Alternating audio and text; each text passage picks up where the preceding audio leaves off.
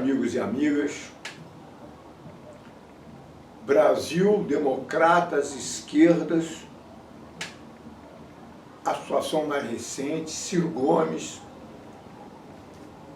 2025, já pós-carnaval. No mundo nós vemos, sem dúvida, a decadência do Império Americano. É a decadência de um colosso e se dará em décadas, provavelmente, e mediante guerras, recursos, ameaças, etc. O crescimento de trupe dentro e fora dos Estados Unidos mostra o inconformismo com táticas anteriores e uma das frações do bloco de poder americano com novas táticas a nível mundial. Outras frações fizeram diferentes, inclusive ligadas ao Partido Democrata, mais ligadas, fizeram isso décadas 60, 70 na América Latina. O golpe de 64 no Brasil, que foi, na verdade, uma contra-revolução antidemocrática e antinacional estrangeira, liderada pelos Estados Unidos, e em outros países, como Argentina, Uruguai, Chile, etc. Agora fizeram aquelas primaveras na Eurásia, né? Fizeram também movimentos diversos em outros lugares, e estão agora fazendo essa manipulação política da extrema-direita perante o mundo, que, dando certo, a elas seguem-se tentativas de revolução e tomada de poder, como aconteceu na Hungria, né? Quando iniciaram esse processo desde 2010, Vitória Nuland e outros, né? Que estavam aí sob a égide de Biden do Partido Democrata. Ao meio disso, nós notamos um desmascaramento do Império Americano. Ficou evidente a face terrorista do Império Americano, ficou evidente desde Bush, claramente, que se trata de um estado de exceção. Tem até filme, o Vice, sobre isso, eu já mencionei aqui várias vezes.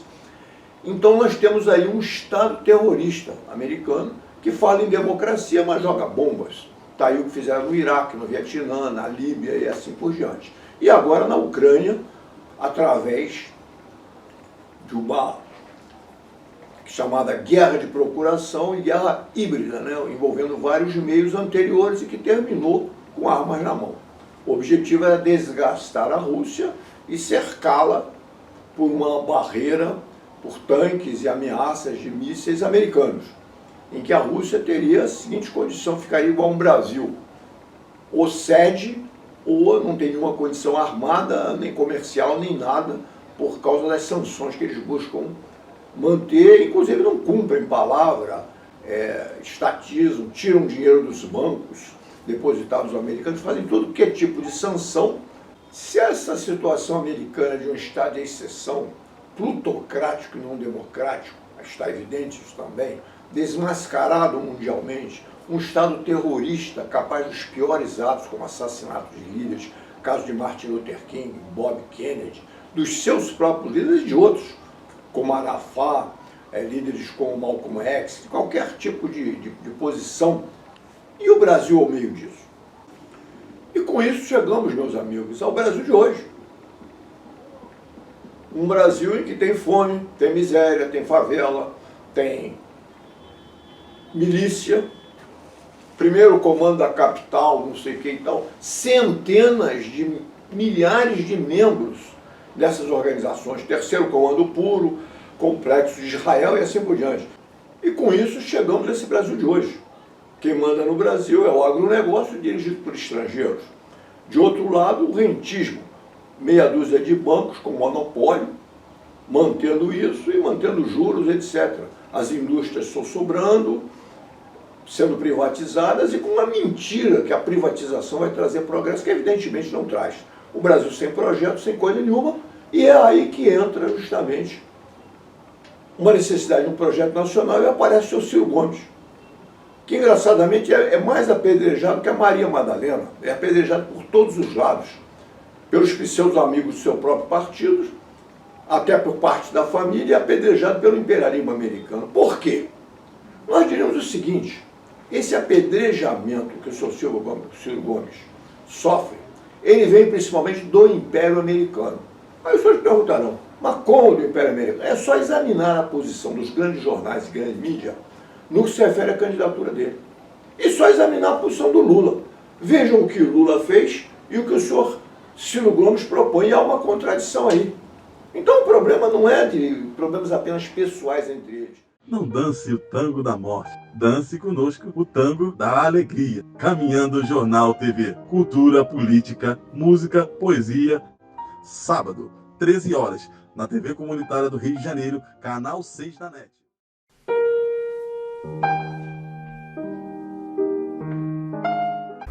Hoje eu vou falar sobre estelionatários afetivos. O que vem a ser esse conceito?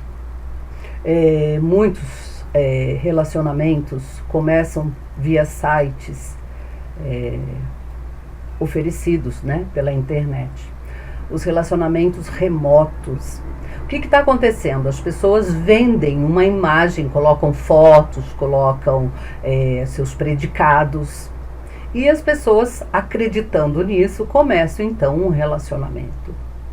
No princípio, tudo pode ser.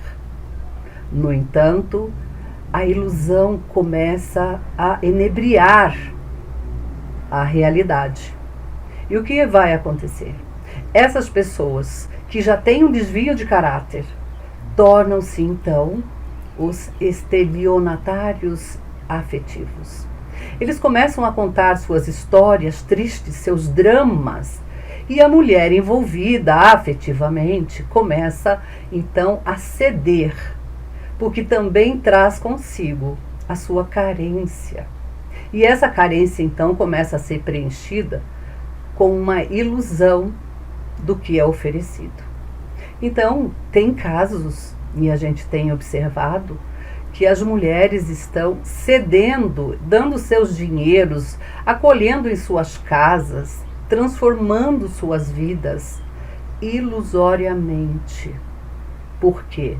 Esses homens que se oferecem e têm desvio de caráter começam a mostrar a realidade. Algumas chegam no final do poço emocionalmente, ficam acabadas financeiramente, porque eles têm uma fala e que eles conseguem conquistar e fazer com que a vítima acredite. Então, mulheres, prestem atenção, os sites de relacionamentos, eles estão aí sim para facilitar a forma de encontrar um companheiro, um namorado ou um parceiro. Contudo, tenha critérios. Quais são os seus critérios para que você comece um relacionamento e não caia na cilada do estelionatário afetivo?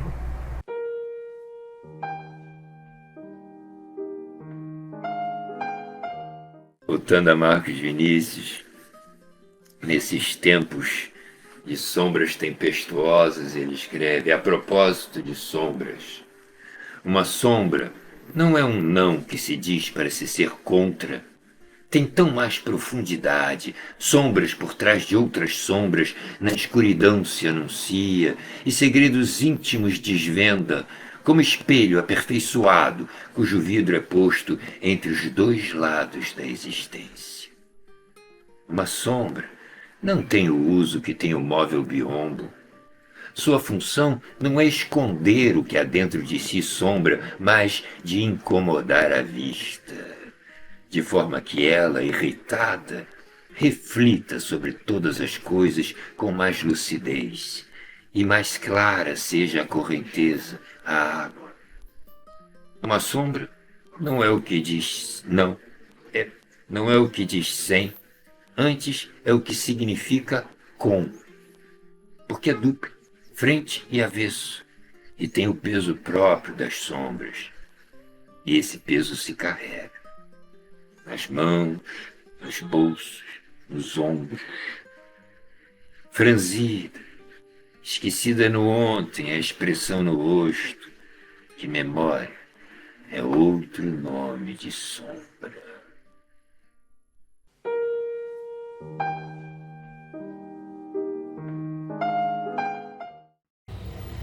E o que aconteceu entre 60 e 61? 60, né, quando teve a eleição.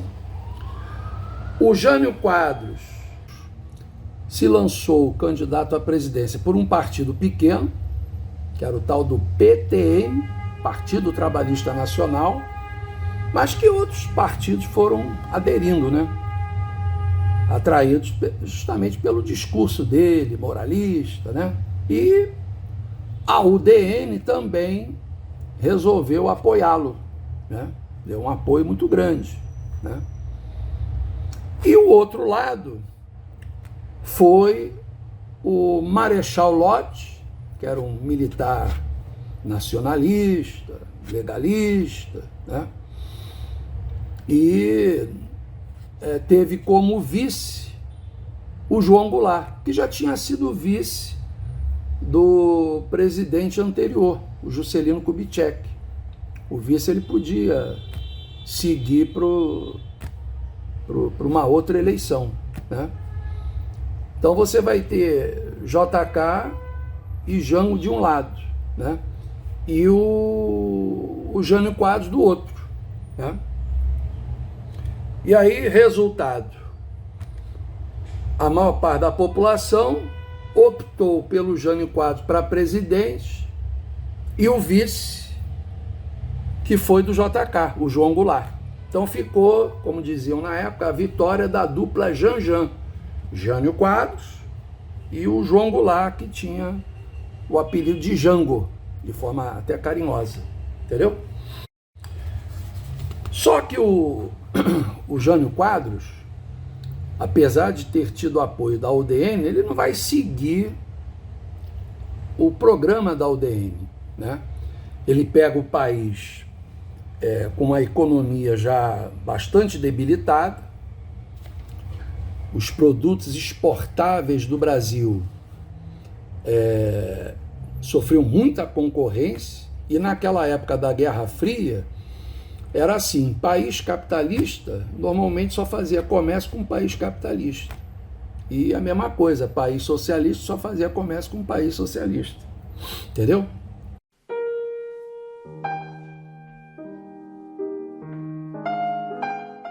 O nosso corpo tem muitas prioridades. O seu pulmão tem que continuar funcionando, você precisa continuar respirando para viver. O seu coração precisa continuar batendo, os seus rins precisam continuar filtrando, o seu fígado precisa continuar fazendo reações para eliminação de toxinas e o seu cérebro precisa comandar tudo isso.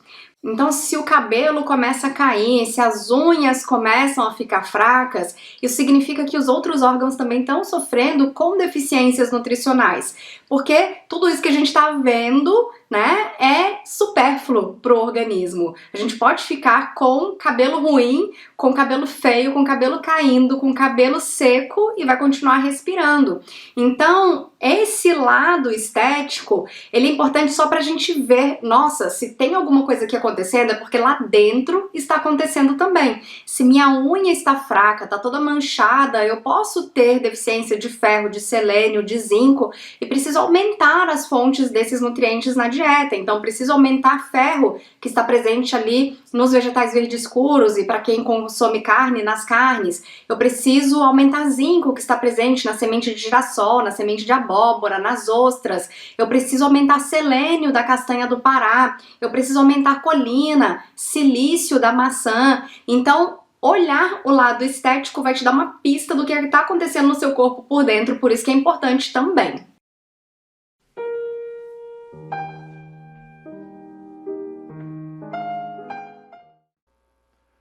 Dia 16 de março, 25. Bolsonaro faz comício em Copacabana, cercado de sua trupe.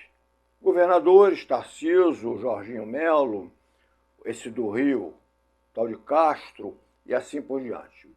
Mas a sua turma favorita e o pastor favorito para manipular as massas religiosas, né, que é o Malafaia. Esse encarregado de certos xingamentos, Bolsonaro sendo conciliador. Na verdade, trata-se de um jogo de esperteza, porque estamos às vésperas do julgamento de Bolsonaro pelo Supremo Tribunal Federal. Então, às vésperas disso, ele faz um comício para mostrar o seu peso político e que se ele morrer ou ele ficar preso de qualquer maneira é um problema, e uma chateação, mostra que tem força até no Congresso para conseguir maioria para aprovar essa anistia, insinua que tem, e diz ainda, pede ao final uma maioria no Congresso e uma maioria no Senado e na Câmara, não é? Para que ele possa mudar o Brasil. Esse é um apelo final dele, né? Além de sua própria vitória. E se coloca como candidato. Ao meio disso, entende-se o quê? Primeiro, nós estamos num estado de exceção realmente. O judiciário vai para cá, vai para lá, etc. É um perigo isso, pois o estado de exceção foi a antessala do nazismo, segundo Agamben no livro Estado de Exceção. Então, é um perigo, e é onde nós estamos caminhando. Ele quer para si o mesmo que fizeram com Lula. Se Lula é evidentemente culpado, e se fizeram tudo aquilo com ele, terminou absolvido por defeitos, por erros de procedimento, né, processuais, por que ele também não pode escapar com uma anistia ou algo semelhante? Então ele aposta ou numa anistia agora prévia, em que nem foi julgado ainda, ou numa eleição em que o próximo presidente, de qualquer maneira, o indultará ou dará anistia, etc. É uma posição bastante cômoda para ele, se ganhar a eleição. Simultaneamente a isso, ao meio disso, Malafaia, o pastor religioso, mostrando mais uma vez como a religião sempre auxiliou os setores dominantes, principalmente a direita, os mais endinheirados, o rico Malafaia, fala e berra, ao mesmo tempo que fala em conciliação, paz, etc., xinga Moraes, diz inclusive que Moraes é um criminoso, pegando erros do Supremo, que sem dúvida houve, sempre haverá, né? Alguns até naturais frente ao extremismo de direita existentes, para criticar, insinuar, etc., e chamar Moraes de criminoso mesmo. Por outro lado, Bolsonaro faz um discurso bastante conciliador. É agora o bonzinho. Ele agora fala em anistia, conciliação, etc. Mas ele pede anistia para quem? Passa o tempo todo pedindo anistia para aqueles pobres coitados, que são realmente, que foram lá a Brasília, pagaram passagem deles, isso não está bem claro ainda, né? Depredaram tudo em Brasília, fizeram terrorismo, jogaram carros no lago, botaram fogo em ônibus, ameaçaram mais incêndios, etc. Mas ele apenas se refere a uma coitadinha de uma senhora que depredou uma estatuazinha, ao outro que não sei o que e tal. Mas, na verdade, ele está pedindo anistia para terroristas, está pedindo anistia para si mesmo, que evidentemente estava envolvido num golpe, está pedindo anistia para os generais e militares presos, todos envolvidos vergonhosamente nisso aí, traindo seus juramentos, traindo o país, traindo a Constituição, etc.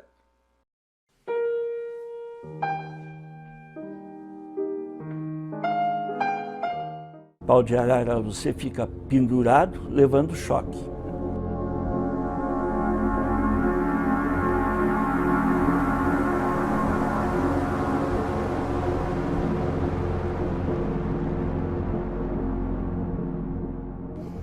Eles me carregaram porque eu não podia andar e me colocaram sentado numa cadeira. É uma cadeira que tem uma superfície, de um assento de latão, é metálico, tipo um alumínio. Tem dois apoios, eles me amarraram meus cotovelos e aí eles deram um choque na cadeira. Quando dão um choque na cadeira, eu estava arcado para frente. Você vai para trás, no meu caso eu fui para trás, foi assim, o choque para mim me deu a impressão de que ele veio de baixo para cima, sabe? E aí eu falei uma coisa, do tipo, ai minha mãe, né? Já não falei ai meu Deus, mas sabe, alguma coisa, eu não vou dizer besta, idiota, é uma coisa que você fala. Resultado, o cara começou a me encher de porrada. Aí eles tiveram a feliz ideia de me arrastar. E me arrastaram, me colocando um tipo de uma correia no pescoço, tipo uma coleira de cachorro, e uma corda de uma corda de plástico, como se fosse uma correia. E o carcereiro falando assim, vem, e me puxando. Me levaram no chuveiro, não tinha, o chuveiro tinha um cano, saiu uma água fria, jogaram em cima, veio o índio, o enfermeiro, ele tinha uma pastinha de enfermagem, branca, cruz vermelha, e embaixo do braço uma Bíblia. Ele então já colocou lá a pastinha do lado, preparou uma injeção. Aí eu pensei, esses caras vão me matar.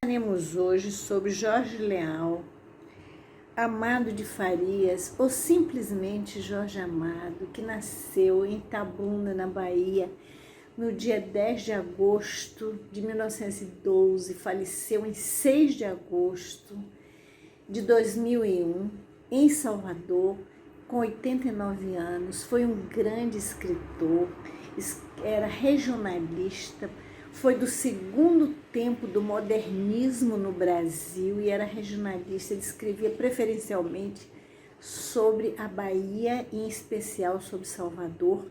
Escreveu 49 livros, com 80 trabalhos traduzidos, e fez parte desde jovem do Partido Comunista Brasileiro e da Aliança Nacional Libertadora, um movimento também comunista, e participou da Intentona Comunista, que foi um sistema de protesto dos militares brasileiros contra a ditadura, e as duas entidades que ele pertencia participaram, e ele teve também ativa atuação, e ele foi preso. E mais tarde ele escreveu, em 1937, Capitães de Areia, um livro que é uma denúncia contra os maus tratos que um grupo de crianças que viviam abandonados num trapiche do Cais do Porto, um trapiche abandonado também. Então eles viviam lá e eles não tinham nenhuma assistência, viviam assaltando, roubando, mas eles, até no reformatório, eles eram muito maltratados. E foi uma denúncia, como o governo Vargas não aceitou isso, então em praça pública queimaram os livros de Jorge Amado, sendo que 50% dos livros foi Capitães de Areia. E eu queria dizer também que ele, em 1961, teve um reconhecimento nacional, porque internacional ele já tinha. Ele entrou para a Academia Brasileira de Letras e ele fez alguns poemas. Eu vou dizer um pequeno poema dele, que é exatamente isso. Na vida só vale o amor e a amizade. O resto é tudo pinóia, é tudo presunção. Não paga a pena. Foi um grande escritor e eu morava no meu bairro, na Bahia. Eu tive o prazer de conhecê-lo e admirá-lo desde criança, que eu admirava Jorge Amado. Obrigada.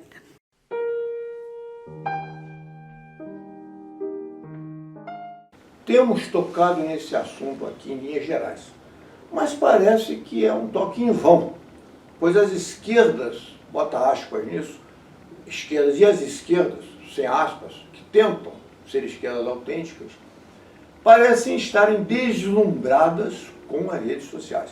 Então nós temos grandes massas deslumbradas com as redes sociais e temos as esquerdas também deslumbradas.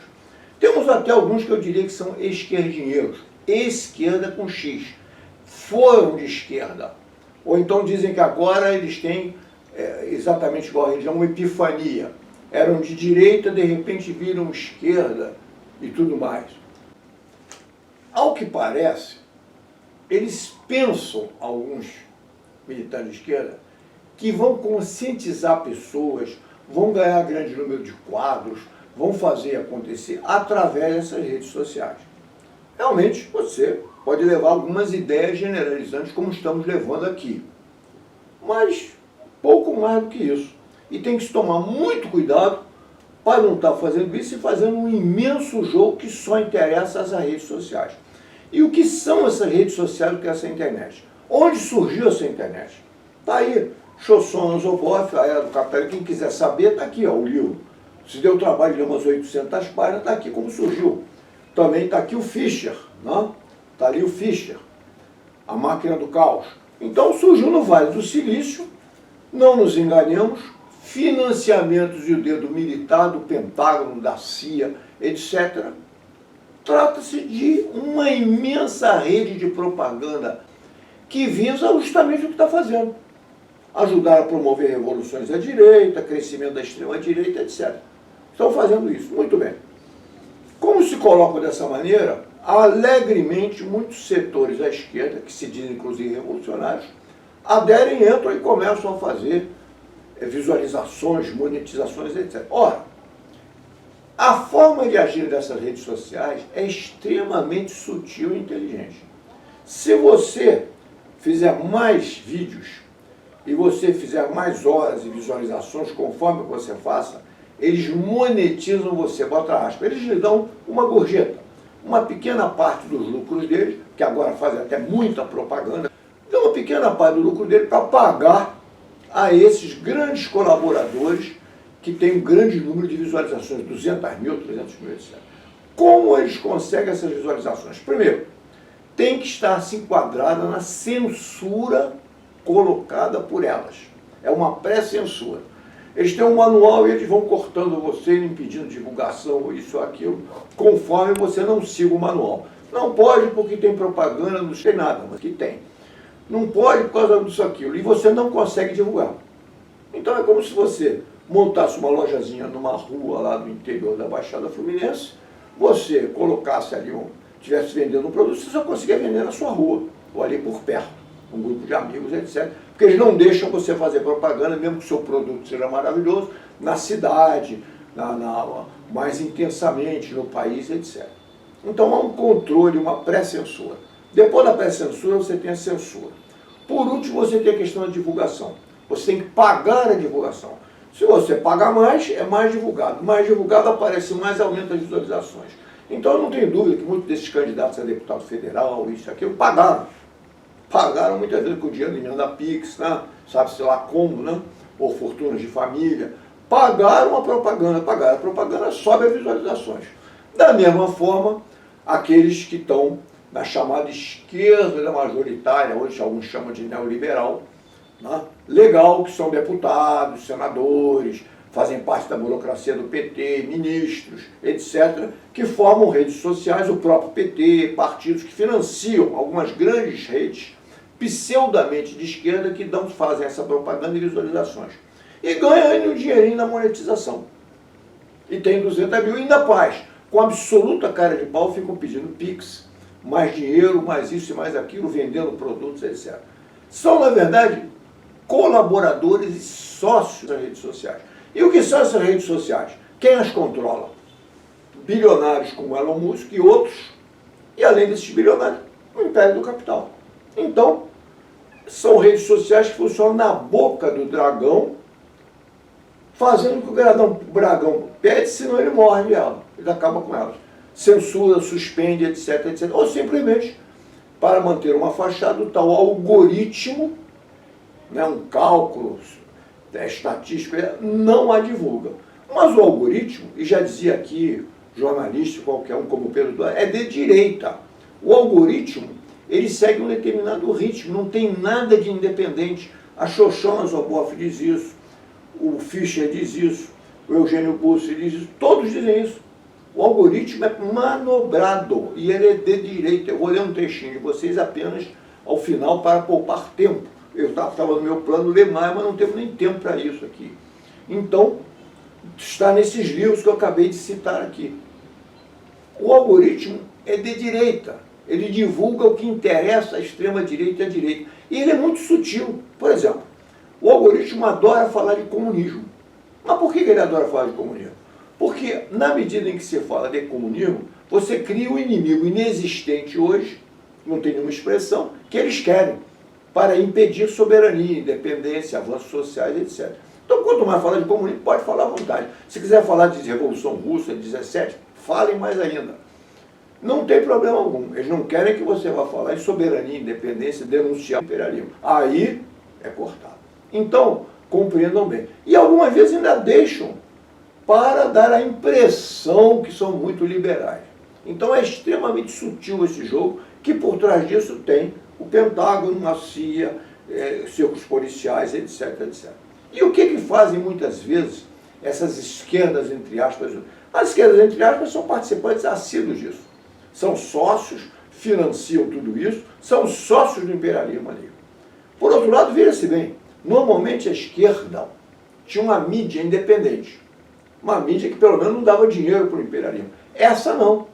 Ela contribui financeiramente para eles. Leva o seu conteúdo para eles ganharem dinheiro. Então eles não só fazem censura, divulgação, como ainda faturam com a publicidade dessa mídia. E quando falam mais e mais, sei lá, de partido tal, comunista, isso e aquilo, melhor ainda. Porque estão dando informações internas, estão mostrando quem são os militantes, estão se abrindo totalmente a eles. Então, eles adoram essa esquerda, que eu já disse em outro vídeo, que é a esquerda, dizia o Brizola, que a direita gosta, mas agora é mais do que isso. Agora é a esquerda que a direita gosta, auxilia e ainda ajuda a financiar.